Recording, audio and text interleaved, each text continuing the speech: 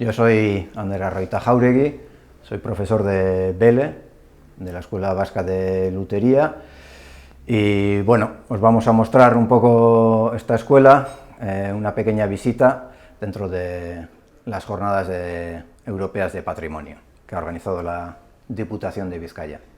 Bele, la Escuela de Lutería de Bilbao, está dentro del Conservatorio Juan Crisóstomo Arriaga y es la única escuela pública que hay en España. La escuela se fundó hace 30 años, fue fundada por Jesús Alonso Moral, que fue el primer doctorado en acústica sobre violines, en física sobre violines, y fue él el que fundó la escuela. Y bueno, gracias a él existe, y la fundó dentro del Conservatorio de Bilbao. Luego, hace 6 años ya, el gobierno vasco decidió dar un pequeño giro y se le dotó de más medios a la escuela, de un currículum ya más completo.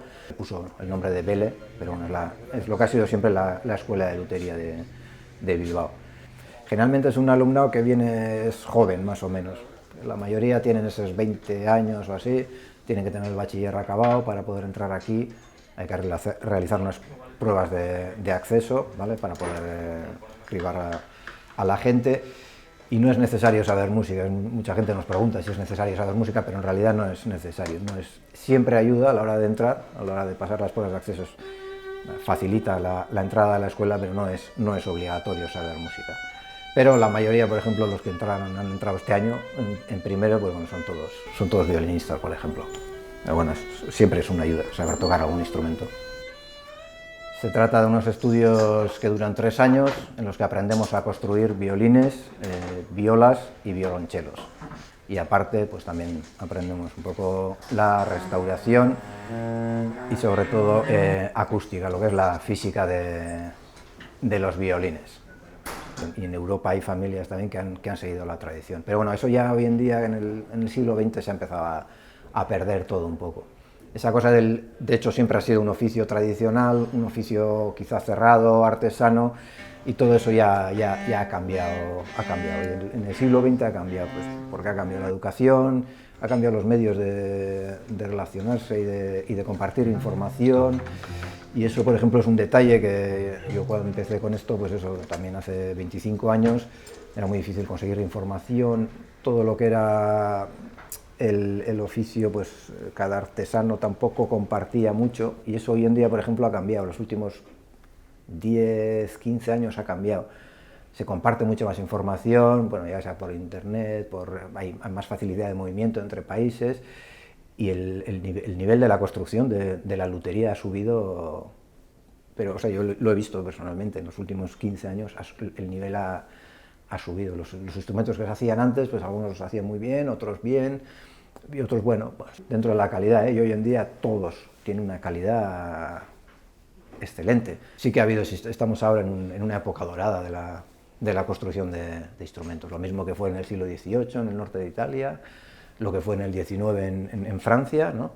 Esos centros de construcción, ciertos artesanos de construcción con mucha calidad, que cambiaron y hicieron evolucionar el instrumento, pues eso ahora está pasando otra vez hasta finales del XX, principios del siglo XXI.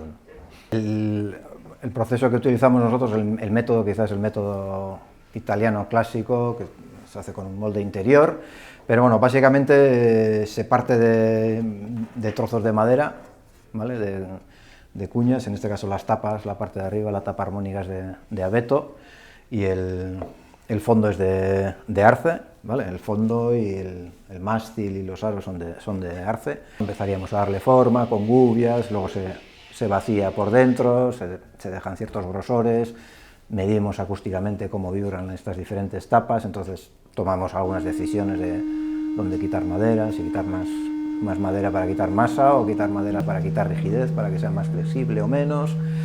Entonces, básicamente es un trabajo de ebanistería. Lo que pasa es que nosotros quizá ya tenemos los métodos de medida acústicos y tal que nos guían un poco mejor a la hora de construir el instrumento. Nos basamos en modelos ya que existen de la escuela clásica del XVIII italiano, que son los que mejor funcionan, de hecho. Pues una vez hecha la caja, se pone el mástil y tendríamos el violín en blanco. Bueno, habría que ponerle Esta pieza, que es el batidor, bueno, también las clavijas y el cordal suelen ser de ébano, que de momento podemos utilizar ébano, seguramente el año que viene no, de hecho lo iban a poner como especie protegida este año, pero hay varios elementos, como por ejemplo el puente, bueno, que parece un trozo de madera, y de hecho es un trozo de madera fino, pero depende el diseño que tengan las cualidades de la madera, cambia mucho el sonido. Esto es lo que filtra el sonido de la cuerda dentro de la caja. Entonces, esto que parece tan sencillito y que parecen todos iguales, pues no todos son iguales. Aquí, quitando un poquito de madera, cambia bastante el sonido. Pero aquí dentro está el alma del violín, que de hecho es un cilindro de madera que conecta la tapa y el fondo, o hace que no se muevan demasiado en este punto. Está debajo de la pata, detrás, por aquí, y hace, que de una manera u otra, esto se queda un poco más, vibra un poco menos, el puente pivota sobre ese punto, entonces es lo que hace que funcione el instrumento.